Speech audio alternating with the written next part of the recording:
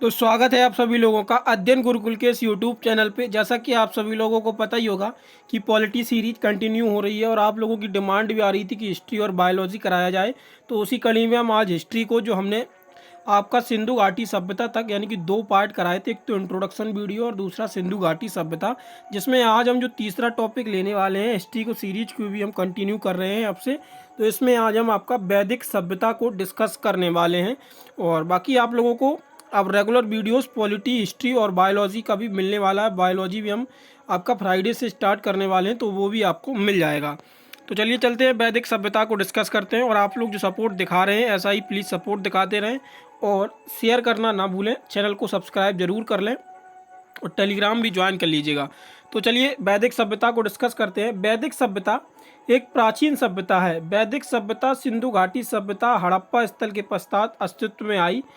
सामान्यतः ऐसा माना गया कि आर्यों ने सिंधु घाटी सभ्यता हड़प्पा सभ्यता के नगरों को ध्वस्त करके वैदिक सभ्यता की नींव रखी। वैदिक सभ्यता को आर्य सभ्यता के नाम से भी जाना जाता है। वैदिक सभ्यता मूलतः ग्रामीण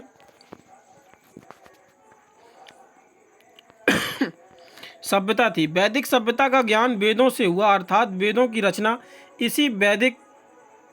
इसी सभ्यता में हुई थी। वैदिक शब्द वेद से निर्मित हुआ है, जिसका अर्थ ज्ञान होता है। मूल रूप से वैदिक सभ्यता का निर्माण आर्य थे। आर्य एक भाषी समूह था। वैदिक सभ्यता में आर्य शब्द गुण का घोतक होता है, जिसे अर्थ हम श्रेष्ठ, उत्तम, अभिजात, कुलीन एवं उत्कृष्ट होता है। सर्वप्रथम प्रो मैक्समूलर ने वर्ष 1893 में आर्य समाज का प्रयोग एक श्रेष्ठ जाति के आशय से किया था। तो अब मूलतः भी आप क्या समझे हैं कि जो वैदिक सभ्यता का उद्गम है वो आर्यों के द्वारा किया गया है और वैदिक शब्द वेद से निर्मित हुआ है, जिसका अर्थ ज्ञान होता है। और मैं जो मैक्स मूलर थे, इन्होंने 1893 में आर्य शब्द का जो प्रयोग किया गया था, इसे श्रेष्ठ यानी कि कुलीन और उत्कृष्ट जाति के लोगों से किया गया था। तो ये आप इतना अब तक समझ पाए होंगे। वैदिक सभ्यता को हमने दो भागों में विभाजित किया है। एक तो आपका ऋग्वैदिक काल होगा, दूसरा आपका उत्तर वैदिक काल होगा। ऋग्वैदिक काल जो कि आपका 1500 से 1000 ईसा पूर्व तक चलता है। सबसे प्राचीन वेद ऋग्वेद की रचना इसी काल में हुई थी। ऋग्वेद इस काल की जानकारी एकमात्र साहित्यिक स्रोत माना जाता है कि ऋग्वेद में वर्णित अनेक बातें ईरानी भाषा के प्राचीनतम ग्रंथ जो जैन अवेस्ता है उससे मिलती हैं। 1400 ईसा पूर्व के आसपास बोगजोई एशिया माइनर अभिलेख से ऋग्वेद काल के देवता इंद्र, वरुण, मित्र एवं नत्स का विवरण मिलता है। इससे एक अनुमान लगाया जाता है कि वैदिक आर्य भारत में ईरान से होकर आए थे। अगला आता है आपका ऋग्वैदिक काल में आर्य घुमक्कड़ जीवन व्यतीत करते थे। इनका मुख्य व्यवसाय पशुपालन था। तो याद रखिएगा, मुख्य व्यवसाय क्या था? तो पशुपालन था। इनकी घुमक्कड़ जीवन शैली के कारण ही इस काल में कृषि को पूर्ण रूप से विकास नहीं हो पाया। आर्यों के मूल निवासियों के संदर्भ में जो प्रमुख विद्वान थे उनके मत क्या थे, ये कभी कभी पूछ लिए जाते हैं। तो प्रमुख विद्वानों के अनुसार आर्यों का जो मूलतः निवास है उसके स्थान के बारे में बताया गया। मैक्स मूलर मध्य एशिया बैक्टीरिया से, पेका जर्मनी के मैदानी भाग से, गंगानाथ झा बाहरसी देश से, स्वामी दयानंद सरस्वती तिब्बत से, ये अक्सर पूछा जाता है। बाल गंगाधर तिलक उत्तरी ध्रुव से, ये दोनों आपके पूछे जाते हैं एग्जाम्स में। और गाइल्स महोदय के द्वारा हंगरी या डैन्यूब घाटी से, अविनाश चंद्र दास के सप्त सैंधव प्रदेश से, निहर्ग एवं प्रो गार्डन चाइल्ड के द्वारा दक्षिणी रूप से। किंतु अधिकतर विद्वान प्रो मैक्स मूलर के विचारों से सहमत है कि आर्य मूल रूप से मध्य एशिया के निवासी थे। और यही आपसे पूछा जाएगा कि आर्य के कहाँ के निवासी थे, तो ये आपका राइट होगा मध्य एशिया। इसमें आगे हम बात करते हैं भौगोलिक विस्तार की। तो आर्यों के प्रारंभिक इतिहास की जानकारी जो है मुख्य स्वरूप ऋग्वेद है। इस वेद में आर्यों के निवास स्थल हेतु सप्त सैंधव क्षेत्र का उल्लेख मिलता है, जिसका अर्थ 7 नदियों का प्रदेश होता है। ये नदियां निम्नलिखित सिंधु, सरस्वती, सुतुद्री, बिपाशा, बेतस्ता और परुशनी एवं अस्किनी के नाम से जानी जाती थी।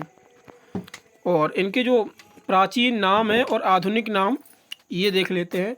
तो सिंधु का जो आधुनिक नाम है वो इंडस है, सुतुद्री का सतलज है, बिपाशा का ब्यास है, बेतस्ता का झेलम, पड़ोसरी का रावी, अस्किनी का चिनाब या चेनाब और गोमती का गोमल और सदा नीरा का गंडक। ये इंपॉर्टेंट स्लाइड है और यहाँ से आपका एक प्रश्न जरूर पूछा जाता है अगर एंशियंट हिस्ट्री में बनता है प्रश्न, तो ये एक अच्छा स्लाइड है जिसको आप स्क्रीनशॉट ले लीजिए और इनको याद भी कर सकते हैं आप लोग।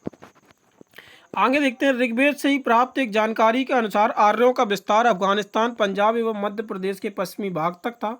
सतलज नदी से यमुना नदी तक क्षेत्र में बहरवत कहा जाता था। नोट यहाँ पे जो ये दिया गया है, सबसे प्राचीनतम स्मृति मनु स्मृति में सरस्वती नदी एवं इसकी सहायक जो दुष्दती नदी थी के मध्य क्षेत्र में बहरवत कहा गया। इस क्षेत्र के अत्यंत पवित्र माना जाता। सरस्वती नदी की अन्य सहायक नदी अपाया थी।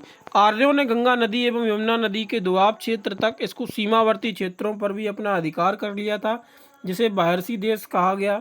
कालांतर में आर्यों ने हिमालय पर्वत के विंध्य पर्वत तक और पूर्वी समुद्र से पश्चिमी समुद्र तक समस्त भाग पर भी अपना अधिकार कर लिया था, जिसे आर्यवर्त कहा गया। ऋग्वेद में हिमालय पर्वत तथा इसकी एक चोटी मुंजवत का विवरण मिलता है। मुंजवत सोमरस हेतु प्रसिद्ध थी। वैदिक साहित्यों में कुल 31 नदियों का विवरण मिलता है, जिनमें से सबसे प्राचीनतम वेद ऋग्वेद 25 नदियों का उल्लेख है। ऋग्वेद में 10वें मंडल में नदी सूक्तक केवल 21 नदियों का ही उल्लेख करता है। मतलब ऋग्वेद में जो आपका 10वां मंडल है वो नदी सूक्तक में केवल 21 नदियों का ही जिक्र करता है। वहीं इसमें ऋग्वेद का 10वें मंडल में नदी सूक्तक में वर्णित प्रथम नदी गंगा तथा अंतिम नदी जो मिलती है वो गोमती नदी है। और इसमें जो बताया गया है ये यहाँ पे आपका इम्पोर्टेंट नहीं बनेगा और राजनीतिक स्थिति भी आपके काम की नहीं है, ना यहाँ से अभी तक प्रश्न बना है। जो आपके काम की चीज़ है मैं वो आपको यहाँ पे अब आगे डिस्कस कराता हूँ। इसमें जो हम यहाँ पे इसकी आर्थिक स्थिति देखने वाले हैं, ये आपका यहाँ से प्रश्न बनता है। तो आर्थिक स्थिति में हम डिस्कस करेंगे। ऋग्वेदिक काल में आर्यों के प्रमुख व्यवसाय पशुपालन एवं कृषि थे। ऋग्वेद के चौथे मंडल में कृषि से संबंधित कार्यों का उल्लेख मिलता था। ठीक है, इस काल में कृषि योग्य भूमि, उपजाऊ भूमि, उर्वरा कहा जाता था। उर्दर शब्द का अर्थ अनाज मापने का यंत्र अन्यथा मापक बर्तन है। धान्य शब्द का अर्थ अनाज है। ऋग्वेद में केवल एक ही अनाज जौ यानी कि यव का उल्लेख था। तो ऋग्वेद में किसका उल्लेख मिलता था? जौ का। नोट, ऋग्वेद में चावल, कपास, नमक कहीं पर भी उल्लेख नहीं मिलता है, तो ये भी आपको देखना है। इसके बाद आता है ऋग्वेदिक काल में गाय को पवित्र पशु माना जाता था। मुख्यतः गाय एक पशु पर आर्यों का मुख्य अधिकार संपत्ति थी। इस काल में गाय घोड़े विनिमय के माध्यम के रूप में आर्यों के अधिकांश लड़ाइयाँ मुख्य रूप से गायों के लिए होती थी। इस काल में गाय को अष्टकर्णी और न मारे जाने योग्य वाले पशु अघन्य कहा जाता। तो गाय को जो है अघन्य के रूप में भी जाना जाता था। गाय को मारने या घायल करने वालों के लिए वेदों में मृत्युदंड या उन्हें देश से निकालने की व्यवस्था थी। आर्यों का अति उपयोगी पशु घोड़ा था। इस काल में बैल, बकरी, ऊंट आदि अन्य पशु भी थे। इस काल में पणी यानी कि मवेशी पशुओं के चोर होते थे। ये पणी व्यापार करते थे। मुख्यतः रूप से यह व्यापार पर उन्हीं लोगों पर अधिकार था। सामान्यतः व्यापार वस्तु विनिमय के माध्यम से। यहाँ पे ये देखिए जो नोट दिया गया है, अष्टकर्णी नाम से यह विवादित होता है कि ऋग्वेद काल में संभवतः अंकों के बारे में जानकारी नहीं थी। ठीक है, अब हम यहाँ पे जो देखेंगे सामाजिक स्थिति में हमें यहाँ पे कुछ नहीं देखना है। ये जो नोट दिया गया है ये आपको हम दिखाते हैं, टेंशन मत लीजिए आप लोग, हम वो आपको इम्पोर्टेंट चीज़ें ही करा रहे हैं इसमें जो आपकी अक्सर पूछी जाती हैं, क्योंकि वो वहाँ पे जो चीज़ें दी गई हैं वो ऐसे लिख दी गई हैं। यही बुक में सबसे ज़्यादा मतलब बुक की कमी तो नहीं कह सकते हैं, क्योंकि ये वनडे एग्जाम्स में कभी ना पूछी गई हैं और ना कभी यहाँ से पूछा जाएगा। ठीक है, जो एग्ज़ाम्स हम टारगेट कर रहे हैं, और इसमें जो अन्य चीज़ें दी गई हैं वो अदर एग्जाम्स में डिस्क्रिप्टिव एग्जाम के पर्सपेक्टिव से इम्पोर्टेंट हो सकती हैं, लेकिन जो एसएससी, रेलवे या जो स्टेट्स एग्ज़ाम है, दिल्ली पुलिस हो गया आपका, यूपी पुलिस हो गया, यूपीएसआई हो गया, उनमें ना चीज़ें ये पूछी गई हैं और ना आने वाले समय में पूछी जाएंगी, तो उस पर टाइम वेस्ट क्यों ही करना है। तो यहाँ पे नोट देखते हैं, ब्राह्मण तथा शूद्र शब्द का उल्लेख ऋग्वेद में केवल एक ही बार हुआ है। ऋग्वेद के 10वें मंडल में पुरुष सूक्तक के सूत्र सर्वप्रथम उल्लेख मिलता है। ठीक है, ये और वैश्य शब्द का प्रयोग केवल पुरुष सूक्तक में ही, पुरुष सूक्तक में वैश्य शब्द भी देखने को मिलता है। आगे आता है आपका, ये हम आपको यहाँ पे इसकी धार्मिक स्थिति ये देख लीजिएगा, इसमें ये इम्पोर्टेंट यहाँ से बनता है। धार्मिक स्थिति थी प्रकृति के प्रतिनिधित्व के रूप में ऋग्वेदों में आर्यों के देवताओं को 3 श्रेणियों में विभाजित किया था। आकाश देवता, अंतरिक्ष के देवता और पृथ्वी के देवता। तो ये जो श्रेणियाँ हैं इनमें विभाजित किया गया था। आकाश में सूर्य, उषा, वरुण, मित्र, पूषण, पूषण, अश्विनी और घोष जो इत्यादि थे ये आकाश के देवता थे। इंद्र, रुद्र, वायु, पुर्जन, मारुति ये अंतरिक्ष के देवता थे। पृथ्वी की देवता पृथ्वी, अग्नि, सोम, सरस्वती, बृहस्पति इत्यादि ये आपके पृथ्वी के देवता थे। नोट में यहाँ पे हम देखेंगे कि ऋग्वेद काल में समस्त देवता प्राकृतिक शक्तियों के प्रतीक थे। ऋग्वेदिक काल के लोग इनकी पूजा प्रकृति के प्रकोप को कम करने के लिए करते थे। ऋग्वेदिक काल में कहीं भी मूर्ति पूजा का उल्लेख नहीं मिलता है। तो ऋग्वेदिक काल में जो मूर्ति पूजा है इसका उल्लेख हमें देखने को नहीं मिलता है। आगे हम बात करते हैं, ऋग्वेदिक में अनेक देवताओं का अस्तित्व मिलता है लेकिन देवियों के अस्तित्व का अभाव मिलता है। तो यह आपने देख लिया। इसके बाद हम जो डिस्कस करने वाले हैं वो हम करेंगे उत्तर वैदिक काल। उत्तर वैदिक काल आपका चलता है 1000 ईसा पूर्व से 600 ईसा पूर्व तक। तो उत्तर वैदिक काल की अगर हम बात करें तो उसके अध्ययन हेतु सबसे महत्वपूर्ण स्रोत जो हमें देखने को मिले हैं वो कौन से थे? तो यजुर्वेद, सामवेद, अथर्ववेद और ये आपका जो ब्राह्मण ग्रंथ, आरण्यक तथा उपनिषद थे। इन सभी की रचनाएं इसी काल में की गई थी। उत्तर वैदिक काल में अध्ययन हेतु चित्रित, दूसर और मृदुभांड भी एक महत्वपूर्ण साक्ष्य था। उत्तर वैदिक काल में धर्म, दर्शन, नीति, आचार, विचार इत्यादि प्रधान रूपरेखा सुनिश्चित तथा सुस्पष्ट हो गई थी। इसके बाद उत्तर वैदिक काल में आर्य सभ्यता के लोगों ने प्रमुख केंद्र मध्य देश था जो सरस्वती नदी से गंगा यमुना नदी के दोआब क्षेत्र तक विस्तृत था। इसके बाद उत्तर वैदिक काल में अंतिम चरण में आर्य सदानीरा आधुनिक नाम गंडक नदी तक विस्तृत थे और उत्तर वैदिक काल के अंतिम चरण में आर्य लोग कौशल या विदेह तथा अंग राज्य तक परिचित हो गई थी। और वैदिक में शतपथ ब्राह्मण का उल्लेख उत्तर वैदिक कालीन नदियों रेवा, नर्मदा तथा सदानीरा गंडक का उल्लेख मिलता है। उत्तर वैदिक कालीन ग्रंथों में त्रिकदु नामक एक पर्वत श्रृंखला का विवरण मिलता है। राजनीतिक स्थिति यहाँ पे फिर वही, ये राजनीतिक स्थिति आपकी नहीं पूछी जाती है और ना ही आपकी आर्थिक स्थिति पूछी जाती है।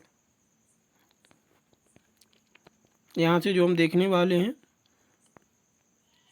उसमें हम क्या देखेंगे, तो ये जो आपके बर्तन होते हैं यहाँ से ये इम्पोर्टेंट बनता है। ठीक है, तो ये हम आपको डिस्कस करा देते हैं। उत्तर वैदिक काल में आर्यों की मुख्यतः फसल चावल, धान एवं गेहूं थी। यजुर्वेद में चावल, धान का उल्लेख ब्रही नाम से हुआ। इसी काल में कहीं कहीं चावल, धान को तंदुल भी कहा जाता। गेहूं के लिए गोधूम शब्द का प्रयोग किया जाता है, तो गेहूं गोधूम के नाम से प्रयोग किया जाता है। उत्तर वैदिक काल में कपास का उल्लेख कहीं भी नहीं मिला था, तो उत्तर वैदिक काल में कपास का उल्लेख नहीं था। उत्तर वैदिक काल में 4 प्रकार के बर्तन यानी कि मृद भांड प्रचलित थे, तो ये आपका इम्पोर्टेंट बनता है और अक्सर CGL और CHSL में यहाँ से प्रश्न बनता है। काले कृष्ण एवं लाल रंगीन मिश्र बर्तन, इन्हें मान भांड कहते थे। काले कृष्ण बर्तन, लाल बर्तन मृद भांड और चित्रित त्रिशूल बर्तन। तो उत्तर वैदिक काल की विशेषता है चित्र धूसर बर्तन मारदंड कहा जाता था, जबकि लाल बर्तन को मृद भांड सबसे ज़्यादा प्रचलन थे। वैदिक ग्रंथों में वर्णित नील लोहित काले कृष्ण एवं लाल भांड हैं। उत्तर वैदिक भारत की प्राचीनतम लोहयुगीन बस्तियों में वैदिक चित्रण धूषण मार्तांड से संबंधित ऐत्रेय ब्राह्मण थे। ये श्रेष्ठकालीन उल्लेख मिलता है कि व्यापारिक श्रेणियों के पद में ये श्रेष्ठन कहा जाता था इनको। इसके बाद हम जो डिस्कस करेंगे वो वेद और पुरोहित करेंगे डिस्कस। तो वेद कौन से होते हैं और इनके पुरोहित क्या होते हैं, ये आपका अक्सर इम्पोर्टेंट होता है। यजुर्वेद अथर्ववायु, सामवेद उगाता या उद्गात्री और अथर्ववेद का ब्रह्मा। उत्तर वैदिक काल में षडदर्शन, संख्या, योग, न्याय, विशेषज्ञ, मीमांसा एवं वेदांत का बीजारोपण हुआ था।